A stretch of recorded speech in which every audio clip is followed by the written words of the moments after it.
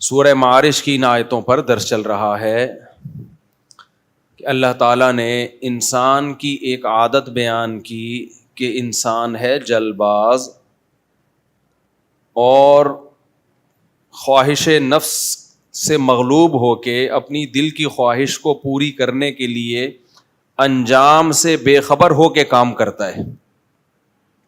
تو چونکہ یہ بہت اہم آیت ہے اس لیے کئی ہفتوں سے اسی پہ ہی میں اٹکا ہوا ہوں, لیکن کیا کرے گا, کوئی بات نہیں. تفسیر کے لیکچر جو میرے پراپر ہوتے ہیں وہ تو میرے چینل پہ ڈلتے ہیں نا, الحمد سے لے کے والناس تک, وہ آپ دیکھ سکتے ہیں. یہ جو بیان ہوتا ہے اس میں واعظ و نصیحت والا عنصر غالب ہوتا ہے. تو واعظ و نصیحت میں ایک ہی آیت کو آپ 10 سال بھی بیان کر سکتے ہو.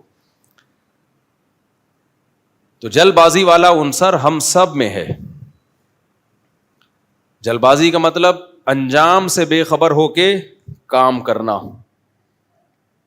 کہتے ہیں نا بے وقوفوں کی اقسام کیا ہے.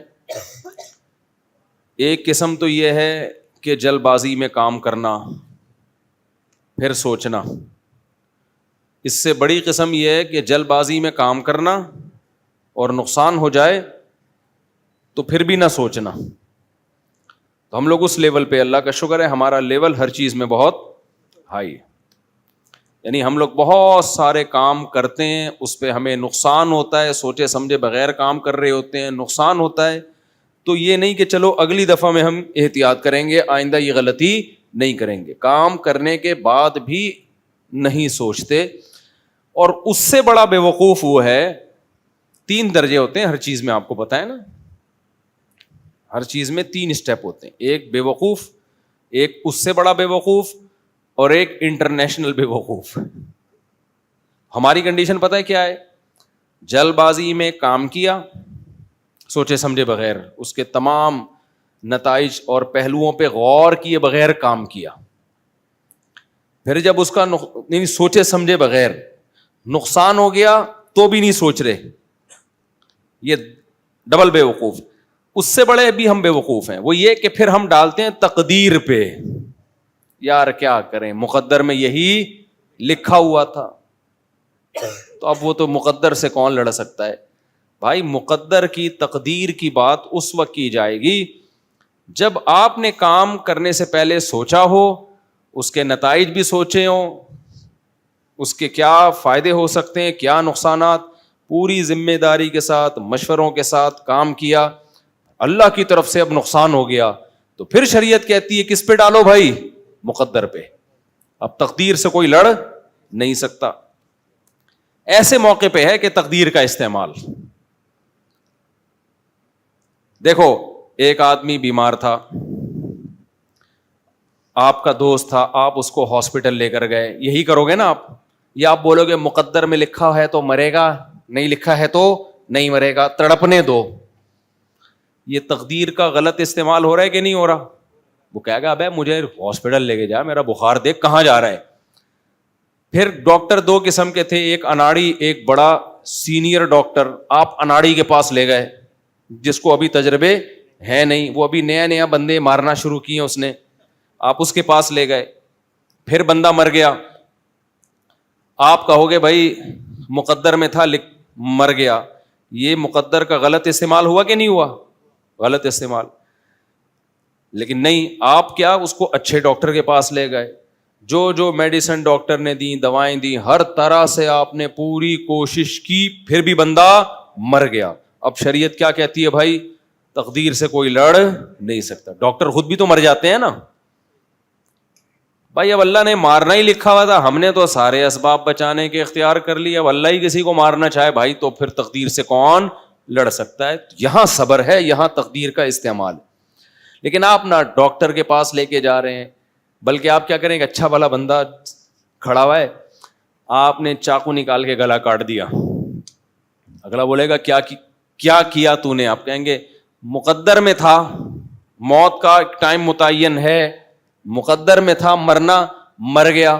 چاقو سے مرنا لکھا ہوا تھا, چاقو سے ہی مرے گا, بندوق سے نہیں مرے گا. ہم اس کو جواب میں کیا کہیں گے؟ بھائی وہ مقدر میں مرنا لکھا تھا یا نہیں لکھا تھا یہ اللہ کو پتا ہے, تو نے تو ایک چلتا پھرتا بندہ کاٹ دیا ہے نا. تو جائے گا جہنم میں. تو کہاں جائے گا؟ جہنم. بلکہ آپ اس کو کیا کہیں گے؟ آپ کہیں گے ٹھیک ہے، لا چاقو لے لیا، اور آپ کہیں گے اب میں تیرا گلا کاٹتا ہوں، مقدر میں ہوگا تو کٹ جائے گا، نہیں ہوگا تو نہیں کٹے گا. وہ مان لے گا یہ دلیل؟ تو شریعت نے ہمیں جو تقدیر کے استعمال کا حکم دیا، وہ حکم ایسے موقع پہ دیا ہے جب، کیونکہ بہت سارے کام ایسے ہوتے ہیں آپ کامیابی کے تمام اسباب اختیار کر لیتے ہو پھر بھی نہیں ہوتا، کیونکہ اللہ کے ارادے کے بغیر کام ہوگا نہیں. ایسے موقع پہ ہمیں حکم ہے کہ بھائی آپ اپنے کوائف پورے کر لو. اب کس پہ ڈالو گے؟ اللہ پہ. آپ کام کیے بغیر اللہ پہ نہیں ڈال سکتے. تو ہم لوگ بے وقوفی کے 3 درجات: کام سوچے بغیر کرنا، نقصان ہو جائے تو پھر بھی مت سوچنا کہ چلو آئندہ کے لیے، اور تیسری اس سے بڑی ہماری بری خصلت، اپنی حماقتوں سے نقصان ہوا ہے اور پھر تقدیر کے عقیدے کا سہارا لے کے تسلی حاصل کرنے کی کوشش کرنا، تاکہ ہمیشہ کے لیے غلط کرنا سیکھ جائیں. ہم ہمیشہ کے لیے کیا سیکھ جائیں؟ ایک آدمی نے مجھے کہا جاپانیوں کی عمریں لمبی ہوتی ہیں، پاکستانیوں کی کم ہوتی ہیں، تو کیا اللہ نے ان کی تقدیر میں لمبی عمر لکھی ہوئی ہے؟ میں نے کہا ان کی تقدیر میں اللہ نے لمبی عمر لکھی ہوئی ہے، اور ساتھ میں یہ بھی لکھا ہوا ہے کہ اپنی صحت کا بہت خیال کریں گے، کھائیں گے ایسی چیزیں، برگر پیزے نہیں کھائیں گے. تو یہ ساری چیزیں تقدیر میں ہیں، اللہ کے علم میں پہلے سے ہے نا. تو جاپانیوں کے بارے میں اللہ نے کو علم ہے کہ یہ سب لائف اسٹائل بہت اچھا ہوگا، تمیز کی زندگی ہوگی، لہذا یہ 100 سال جئیں گے، تو وہ مقدر ہی کے حساب سے مرتے ہیں. ہمارے بارے میں اللہ نے پہلے سے لکھا ہوا ہے کہ یہ برگر کھا کھا کے برگر بن جائیں گے، کولیسٹرول کے ڈبے اور گھی کے کنستر بنیں گے، اور 50 سال 60 سال سے اوپر کوئی بھی کراس نہیں کرے گا. 50 سال کے بعد ان کی بونس والی لائف شروع ہوگی. تو ہر چیز تقدیر سے ہے، ہر چیز تقدیر سے ہے، لیکن اسباب بھی تقدیر میں ہی لکھے ہوئے ہوتے ہیں، اللہ کے علم میں وہ پہلے سے ہوتا ہے. جب شام میں وبا پھیلی ہے نا حضرت عمر کے دور میں، تو صحابی رسول جو شام جا رہے تھے نا لشکر لے کے، پتا چلا کہ جی شام میں تو طاعون کی بیماری پھیل گئی ہے. اب ظاہر ہے وہاں جانے کا مطلب ہے آپ بھی اس وائرس میں اپنے اوپر ایک بڑا خطرہ ہے. تو اب صحابہ کی جماعت وہیں رک گئی شام سے تھوڑا پہلے. غالباً عبیدہ ابن جرہ رضی اللہ تعالیٰ عنہ تھے غالباً. تو انہوں نے اب مشورہ کیا بھائی کیا کریں ہم. بعض صحابہ نے مشورہ دیا ہمیں واپس جانا چاہیے. تو انہوں نے کہا ٹھیک ہے ہم نہیں جاتے، وہاں وبا پھیلی بھی، ہمیں مرنے کا خطرہ ہے، تو وہ واپس چلو. تو کسی نے کہا اللہ کی تقدیر سے بھاگ رہے ہو آپ، تقدیر میں موت لکھی ہے تو آئے گی، تقدیر سے کیوں بھاگ رہے ہو؟ انہوں نے بڑا پیارا جواب دیا، فرمایا نعم نفر من قدر اللہ الی قدر اللہ. ہم اللہ کی تقدیر سے بھاگ کے اللہ کی تقدیر ہی کی طرف جا رہے ہیں. تقدیر میں مرنا ہے تو زندہ ہونا بھی تو تقدیر میں لکھا ہوا ہوتا ہے کہ زندہ رہے گا، یہ ابھی نہیں مرے گا.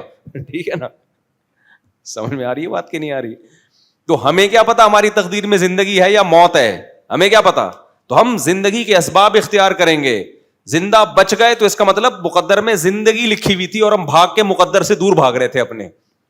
تو ہمیں نہیں پتا. تو اسی پر آزمائش ہے ساری کہ بھائی ہمیں کیا پتا کیا لکھا ہوا ہے، اس لیے ہم سے وہ پوچھا جائے گا جو ہم کر رہے ہیں. سمجھ میں آ رہی ہے بات کہ نہیں آ رہی ہے؟ تو تقدیر کا عقیدہ وہاں استعمال کیا جائے گا جہاں آپ کی طرف سے قواعد پورے ہوں پھر بھی رزلٹ نہ آئے. تو وہاں کیا سوچیں گے بھائی؟ پھر مسلمان صبر کرتا ہے، غیر مسلم ڈپریشن میں جاتا ہے، اسٹریس میں جاتا ہے کہ یہ کیا ہو گیا.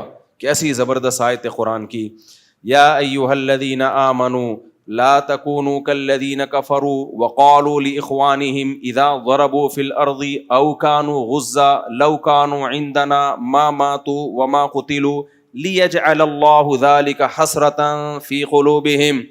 ہوا یہ تھا غزوہ احد میں بہت سارے صحابہ شہید ہو گئے.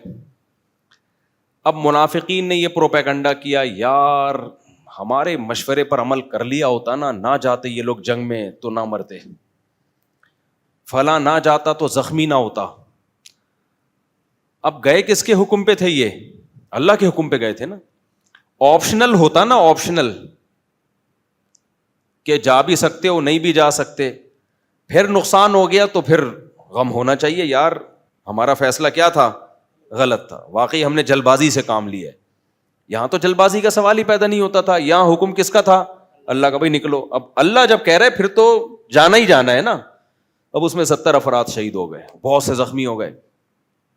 تو منافقین نے کہا کہ دیکھا نہیں جاتے تو آج یہ دن دیکھنا نہ ملتا.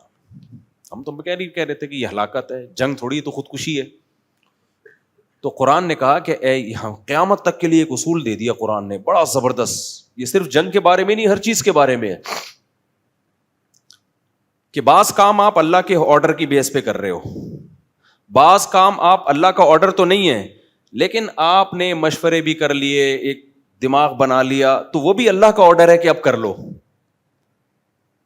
دیکھو میں آسان مثال دیتا ہوں. ایک جاب آئی آپ کے پاس یا ایک بزنس آیا, بزنس کی مثال آسانی سمجھ میں آئے گی. آپ نے دیکھا یار ٹماٹر کا بزنس آیا, مجھے ٹماٹر بولنے میں اور پراٹھا بولنے میں مزہ بہت آتا ہے, اچھا بھی لگتا ہے نا ٹماٹر کا بزنس. خربوزے کی مثال بہت اچھی لگتی ہے. تو آپ کے بزنس کرنا چاہ رہے ہو, آپ نے بزنس کے بارے میں ورکشاپس اٹینڈ کی, اپنے قواعد پورے کیے. ایسا ہی نہیں ایک دم منہ اٹھا کے ٹماٹر کا, جیسے میں نے کھجوروں کا کیا تھا نا, 5 لاکھ روپے سے شروع کیا تھا, صرف 50,000 کا نقصان کر کے اللہ کا شکر ادا کیا کہ 50,000 میں اگر مجھے یہ پتا چل گیا کہ کھجوروں کا بزنس میرے کرنے کا کام نہیں ہے تو یہ بہت اچھا سودا ہو گیا الحمدللہ. یعنی میں نے 5 لاکھ کی کھجوریں خریدی تھیں اور 4.5 لاکھ میں وظیفے پڑھ کے بکی ہیں. وہ 50,000 کا مجھے نقصان ہوا تھا تو میں خوش تھا بہت. لوگ کہہ رہے تھے خوش کیوں ہو؟ میں نے کہا مجھے 50,000 گنوا کے یہ پتا چل گیا کہ یہ میرے کرنے کا کام نہیں ہے. تو یہ نالج آدمی کو بڑی مشکل سے حاصل ہوتی ہے بھائی. یہ ایسی مسترد نالج تھی نا کہ 50,000 میں مجھے پتا چل گیا کہ یہ میرے بس کا نہیں ہے. اور وہ جو 4.5 لاکھ کا بکا نا, اس میں کچھ ڈبے خرید کے مجھے ہی گفٹ ملے تھے. یعنی لوگ مجھے کوئی رمضان میں گفٹ دینا چاہ رہے تھے تو وہیں سے خرید کے چلو بھائی فی الحال یہی اویلیبل ہے, اسی کو پکڑا دو. ان کو نہیں پتا تھا یہ ہمارا ہی بزنس ہے. خیر, تو آپ نے کیا کیا, پورا مشورہ کیا, ورکشاپ تاجروں سے ملے, بھائی اس طرح سے کیا جاتا ہے, اتنی انویسٹمنٹ میں ہوگا, سارے مشورے لے کے, اور دے دنا دن جو بھی ٹماٹر کا بزنس کر رہا تھا آپ نے اس کو دیکھا کہ یار سارے ہی ترقی کر رہے ہیں. تو شریعت نے جو کسی کام کرنے کے قواعد بتائے ہیں وہ آپ نے پورے کر لی. یعنی شریعت کے لحاظ سے آپ کی ڈاکومنٹیشن مکمل ہو گئی. ایک ڈاکومنٹیشن ہوتی ہے نا ویزے کے لیے, ایک جاب کے لیے, ایک ہر کام کرنے کے لیے اللہ بھی کوئی ڈاکومنٹ مانگتے ہیں. اللہ کہتے ہیں یہ ڈاکومنٹیشن مکمل کر لو, اس کے بعد اگر نقصان ہوا نا تو تمہیں ثواب دوں گا میں, کیونکہ پھر وہ میں نے دلوایا ہے نقصان, پھر اس میں تمہارا قصور نہیں ہے. اور اگر یہ ڈاکومنٹیشن کے بغیر تم نے کوئی کام کیا پھر نقصان ہوگا, نقصان بھی ہوگا اور حماقت کا گناہ بھی ملے گا تمہیں. آسان مثال دیتا ہوں. آپ کہہ رہے تھے میں سگریٹ پیتا ہوں تو میں ایک دم فریش ہو جاتا ہوں. سگریٹ پیتا ہوں تو میں کیا ہو جاتا ہوں؟ فریش, ایک دم ناک سے بھی دھواں, منہ سے بھی دھواں, انجوائے کرتا ہوں لائف کو. تو آپ نے اپنے آپ کو سگریٹ کا عادی بنانے کا فیصلہ کر لیا. اللہ میاں کیا کہتے ہیں, یا ایھا الذین آمنوا اطیعوا اللہ واطیعوا الرسول واولی الامر منکم, نہیں اس سے پہلے فإن تنازعتم فی شیء فردوہ الی اللہ والرسول والی, ایک اور آیت ہے ولو ردوہ الی الرسول والی اولی الامر منہم لعلمہ الذین یستنبطونہ منہم. اس آیت کا حاصل یہ, اس میں کئی دفعہ بیان کر چکا ہوں کہ جو جس فیلڈ کا ماہر ہے نا, جب تمہارے اندر یہ صلاحیت نہ ہو کوئی فیصلہ کرنے کی, کوئی خبر جب تمہیں ملے تو اس کے ماہرین سے معلومات لو. تم یہ کووڈ کے دنوں میں نے آیتیں بہت پڑھی تھیں کہ بھائی جو بھی خبر جب ہمارے پاس آئے گی تو اس کے اہل سے پوچھا جائے گا. شریعت کی بات آئی ہے علماء سے, مجتہدین سے پوچھا جائے گا. حدیث کی بات آئی ہے محدثین سے پوچھا جائے گا. سمجھ رہے ہو؟ میڈیکل سائنس سے متعلق کوئی بات آئی ہے تو کس سے پوچھا جائے گا؟ ڈاکٹروں سے پوچھا جائے گا. اس میں مفتیوں سے پوچھا. یہ میں اس لیے آیت پڑھتا تھا کہ لوگ ہم سے پوچھتے تھے کورونا میں کیا کرنا چاہیے. میں کہتا تھا کورونا یہ ڈاکٹروں کا کام ہے, یہ مفتیوں کا شعبہ نہیں ہے. تو ڈاکٹر سے پوچھو گے کیا کرنا چاہیے کیا نہیں کرنا چاہیے. سمجھ رہے ہو؟ تو آپ نے کیا کیا, سگریٹ پینے سے پہلے اللہ میاں نے کہا کہ بھائی اگر تم یہ چاہتے ہو کہ یہ پیو اور تم یہ چاہ رہے ہو اس سے تمہاری صحت اچھی ہو جائے تو ڈاکومنٹ مکمل کرو پہلے, اس کے بعد تمہیں پرمیشن دوں گا. وہ ڈاکومنٹ کیا ہے؟ بھائی تم صحت اچھا کرنا چاہ رہے ہو نا, تو کس سے پوچھو؟ ڈاکٹروں سے پوچھو کہ یہ جو میں ایک دم فریش ہو جاتا ہوں, ایک دم مزہ آنے لگتا ہے, تو یہ کیا ہے؟ جب ڈاکٹروں سے آپ پوچھو گے, ایک ڈاکٹر, 2 ڈاکٹر, 3 ڈاکٹر, وہ کہیں گے بھائی یہ وقتی فائدہ ہے, اس کے بعد آپ اس کے عادی ہوتے چلے جاؤ گے. پہلے 1 ڈبی, پھر 2 ڈبی, پھر 10 ڈبی, پھر سارا دن ڈبے ہی ڈبے, پھر پورا دھواں ہی بن جاؤ گے تم. ایک دن اتنا دھواں نکالو گے کہ ہر جگہ سے دھواں ہی نکلے گا, سمجھ رہے ہو؟ پھر دھواں ہی دھواں, اور ایک دن دھواں بن کے مارکیٹ سے شارٹ ہو جاؤ. کینسر ہو جائے گا, یہ ہو جائے گا, وہ ہو جائے گا, بھوک ختم ہو جائے گی, پھر پینی پڑے گی. قبض ختم کرنے کے لیے سگریٹ پیتے ہیں سگریٹ والے لوگ, ان بیچاروں کو واش روم نہیں آتا جب تک سگریٹ نہ پی لیں. یہ ہم نے تو, ہمارے دوست ہر طرح کے رہے ہیں. ہمارے ایک دوست سے سگریٹ نہیں پیتے تھے, 48 گھنٹے گزر جاتے تھے, ان کو بیت الخلاء کی زیارت نصیب نہیں ہوتی. کہتے ہیں جب تک 2 ڈبے خالی نہیں کروں گا مجھے زہر لگے گا یہ بیت الخلاء. کس قدر عذاب میں ڈال دیا یار. خیر, سگریٹ کے بھی میں نقصانات پر بیان نہیں کر رہا. آپ نے وہ جو شریعت نے ڈاکومنٹس کہا ہے نا, وہ ڈاکومنٹیشن مکمل نہیں کی. اللہ میاں نے کہا بھائی پیپر لے کر آؤ, تمہیں ڈاکٹروں نے پرمیشن دی ہے کہ نہیں دی؟ ساری دنیا کے ڈاکٹر مخالف ہیں. نہیں, آپ نے یہ ڈاکومنٹیشن مکمل کیے بغیر آپ نے کہا سگریٹ سے چونکہ میں پیتا ہوں تو ایک دم فریش ہو جاتا ہوں, لہذا یہ جسم میں انرجی بھر دیتی ہے, یہ انرجی بوسٹر اس کا نام ہونا چاہیے. سگریٹ کے ڈبوں پہ آپ نے کیا لکھوا دیا؟ Energy booster. اور پی پی کے اب آپ کو نقصان ہونا شروع ہو گیا. اب آپ کہہ رہے ہو اصل میں تو یہ طاقت کا ایک ٹونک تھا, لیکن جو کینسر ہو گیا یہ کس کی قدرت ہے؟ اللہ کی قدرت ہے یار. خدا سے کون لڑ سکتا ہے؟ تو اللہ کہے گا یہ کینسر میرے کہنے سے نہیں بلکہ تیری ہم کیا تو میں نہیں ہے, لیکن تیری حماقتوں کی دنیا میں تجھے سزا دی ہے. دنیا میں تجھے اب تو تڑپے گا, چیخے گا, چلائے گا. اللہ بچائے سب کو یار اس عذاب سے. کیسے تڑپتے ہیں بیچارے. تو ٹھیک ہے, توبہ کا دروازہ تو اللہ نے کھولا ہوا ہے نا, توبہ تو اب بڑے سے بڑے گنہگاروں کی بھی ہے, تو اللہ کی رحمت ہے. لیکن دنیا کی سزا تو مل گئی نا, دنیا کی سزا تو مل گئی. یہاں پر اگر وہ تقدیر کا سہارا لیتا ہے, بھائی یہ کس کی طرف سے ہوا ہے؟ اللہ کی طرف سے, تو پرلے درجے کا بے وقوف اور پرلے درجے کا احمق, یہ احمق کہلائے گا, یہ عقل مند نہیں کہلائے گا. تو ایک ڈاکومنٹیشن کس کی طرف سے ہوتی ہے؟ یعنی وہ ضروری نہیں کہ پیپر پہ ہو, یعنی کوئی ڈاکومنٹ مکمل کرنے ہوتے ہیں کام کرنے کے لیے, وہ اللہ کی طرف سے کہ بھئی یہ پہلے مکمل کر لو. آپ سمجھ رہے ہو؟ تو ہر کام میں اللہ نے کہا کہ اس کے ماہرین کی سے پوچھ لو.